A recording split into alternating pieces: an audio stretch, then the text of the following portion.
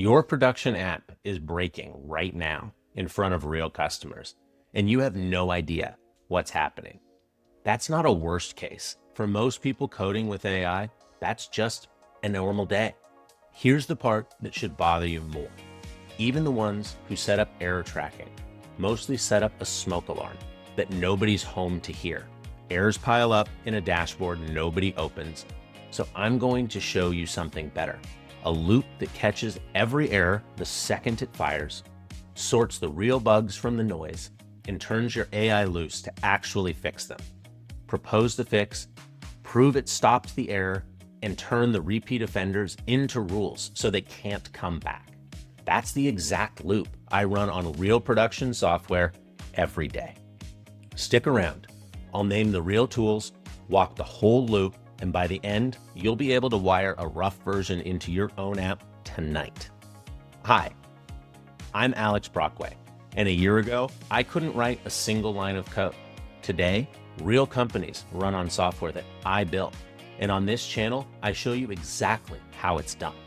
So, let's start with the lie almost everybody believes about errors. If something breaks, you'll know. A customer will email, or you'll catch it yourself. That is just not how production works. Most errors fire silently. A button throws for one user at 2 in the morning. You're asleep, and the customer doesn't email you. They just leave. The errors you can see were never the problem. It's the ocean of ones you can't that's sinking you. So the first move is dead simple. Catch every single one automatically. The second any error or warning fires anywhere in your app, it gets captured and sent somewhere you can see it. The tool I use is Sentry. It's the standard, real engineering teams run it, and it grabs every error the moment it happens. The message, the stack trace, what the user was doing right before it blew up. You stop finding out from angry customers and start finding out the instant it happens from the error itself. But here's the trap, and it's the one that gets even careful people. The naive version floods you. One genuinely broken button doesn't fire once.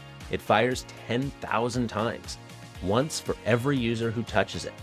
So your error tracker lights up with 10,000 alerts that are all the same single bug. And you know exactly what happens next because you've done it with every noisy notification in your life. You mute it. And now you're blind. A real, brand new app is down incident lands in a muted room where nobody's looking. The monitoring you set up to keep you safe is the exact reason you missed the fire. The fix has a name, and it's the single most important decision in this whole setup. Grouping. In Sentry, the mechanism is fingerprinting. It looks at an error, figures out its signature, and collapses every copy of the same underlying bug into one issue. 10,000 alerts become one entry with a count next to it that says, this happened 10,000 times. Now your error list is something a human will actually read instead of a run from. I'll say it as a rule, group or drown. Get fingerprinting right before you touch anything else, because without it, the entire rest of this is dead on arrival. You'll just mute the channel and be blind again by Friday. Grouping makes the list readable. The next move makes it actually useful, and it's the one people skip. Not every error is your fault, and treating them all the same will burn your wheat. So you classify 2 attributes on every issue. First, severity, consistently with a small fixed set of capture helpers, so a true emergency and a minor warning don't show up looking equally on fire. The second one saves your sanity. You tag every issue with a fault class, one of 3. My bug, my code through it, I broke it, I fix it. User fault, the user pasted garbage into a form, the app should handle it gracefully, but nothing is actually broken. Or external, a service I depend on, a payment provider, an email service, fell over, that's on them. I just fail gracefully and routed. My bug, user fault, external. Because if you don't separate those, you'll spend all week chasing errors that were never yours to fix, while the one real bug sits there ignored. The triage class is what protects your attention, and your attention is the scarcest resource you've got. In one piece almost everyone forgets until it bites them hard: your background jobs, the work that runs when nobody's watching. A cron job at 2 a.m., a queue worker, the nightly batch, those fail completely silently. No user on the screen, no error anywhere a human can see it. The job just dies, and you find out a week later from a customer asking where their report went. So you instrument that work too. Capture on the background jobs, plus breadcrumbs, the trail of what the job was doing right before it died. Without that trail, an async failure isn't a bug you can fix. It's a ghost story. And so now every error gets caught, grouped into one clean issue, tagged by severity and by fault, and even the silent background failures surface. Your fire hose is now a tidy, readable queue. And this is exactly where almost everyone stops and wastes their money. The dashboard looks beautiful and nobody opens it. Capturing errors without acting on them is just storage. The world's nicest smoke detector, beeping in an empty house. The capture was never the point. The point is the loop. Something has to actually work the queue. That something is the AI, and this is where it gets good. You build a sweep, a repeatable routine, a skill you run on command, right inside Claude Code, in the Claude desktop app. That does the work you were never going to sit down and do by hand. It pulls the recent issues out of Sentry, it triages them by fault class, sorts your bugs from the user fault noise, from the external failures. Then it walks the real bugs one at a time, digs into what actually broke, proposes a fix, and this part matters, re-verifies that the fix actually stopped the error firing. Because done doesn't mean done. Done means verified. A fix isn't a fix until the error is gone, and the sweep checks that before it calls anything finished. And then it closes the loop into the place your work already lives. For me, the issue tracker is GitHub issues. So a real bug becomes a tracked work item, and the AI's proposed fix opens as a pull request against it, sitting there waiting for your eyes. The whole arc mostly handled while you were doing something more valuable than reading a stack trace. Now, I need to be loud about one line, because it's the entire reason this is safe to run. It proposes, you review, and you approve. The loop does the legwork, all of it, fast, but it never, ever fixes and merges its own work. Every fix goes through the same review gates as anything else, and a human says yes before a single line ships. And that gate isn't a limitation, it's the whole design. You hand a machine that writes code and opens PRs at a speed you can't match, and the only reason that's not terrifying is that it stops at the edge and waits for you. Fast on everything reversible, a human finger on the trigger for anything that actually ships. And this is the move that turns it from monitoring into something that compounds.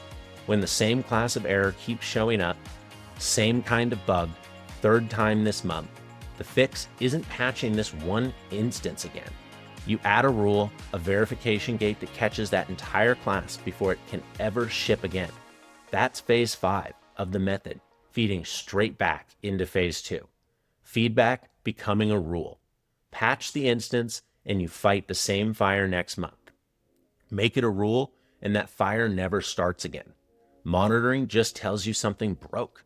A feedback loop feeds that signal back in as a fix and a guardrail, so the system gets more reliable every single cycle instead of just noisier. So let me hand you the 4 ways people wreck this. Straight, because everyone is sneaky and everyone I've watched happen. 1, no grouping. One noisy bug floods the channel. Everyone mutes it. Real incidents arrive into a dead room. 2, monitoring you never look at. Beautiful capture, dashboard nobody opens, money set on fire. The sweep is the point, not the tool. 3, treating user fault and real bugs the same. Do that and you'll burn a week chasing noise that was never broken. And 4, the scariest, silent async failure. A background job that dies with no capture just doesn't happen, as far as you know, until it's a customer-shaped emergency. And here's what you actually buy with all of it.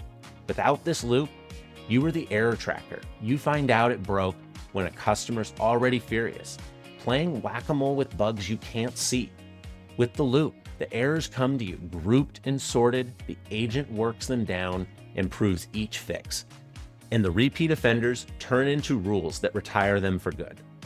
And the machine never gets tired, never decides on the 40th error that it's probably fine. It works error number 40 exactly as carefully as error number 1, which, let's be honest, is a lot more carefully than you were going to at midnight. So that's the loop, and you have genuinely got enough right now to go wire a rough version into your app tonight.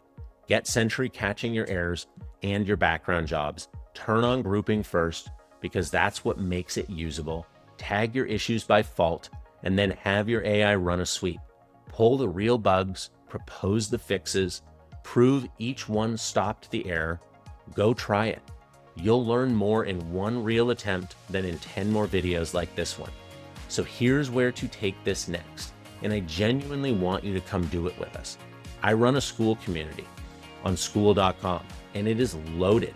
Nearly 10 hours of free training, including foundations, the free course that takes you from never having written a line of code to actually shipping a real project. Step by step, a free library of templates and prompts, and a brand new video every single week. All of it completely free. So come join us at school. The link is in the description. And let me tell you exactly what Premium is, because nobody knows. Premium is the inner membership in that same community. It's where the done-for-you build packs live, including the exact error tracking loop from this video. Getting it actually tight, Sentry wired clean across the app and the background jobs, fingerprinting tuned so it groups right, the sweep that pulls and triages and re-verifies, GitHub issues hooked up so fixes open as PRs, the recurring classes graduating into rules. That took me real reps and a lot of bugs I found the hard way. So I built it for you. You don't wire it by hand. You download the pack, point your AI at the start file, and it reads it and builds the whole loop into your own project. It asks your stack whether you've got error tracking yet, whether your background jobs are instrumented, and walks you through it one step at a time until your errors are getting caught, grouped, and swept. That pack plus 15 more, every one a real piece of the production stack I actually run every day. It's another 10 hours of deeper courses. It's the full resource repository, templates, prompts, and tools. And it's weekly access to me to get your own build unstuck. What's free teaches you the pattern. Premium hands you the working machine and puts you in the room with me. But you don't have to start there. And honestly, most of you shouldn't. Everything you need to begin with, I have provided completely free. So grab the build kit and the free courses, all available on School. The links, again, below in the description. And notice what you're not buying anywhere in here. Sentry's got a free tier, and the AI doing all the work is the same Claude subscription you already pay for, built right into the Claude Code desktop app. No separate product to install, no middleman charging you API rates. The cheapest path there is. We teach it right here. So that's the error tracking feedback loop, the difference between an app that breaks silently while you sleep and one that catches every error, sorts it, fixes it, and teaches itself not to break that way again. Stop finding out from your customers. Make the loop find out first and hit subscribe. I put out a new video like this every week. We'll see you in the next one.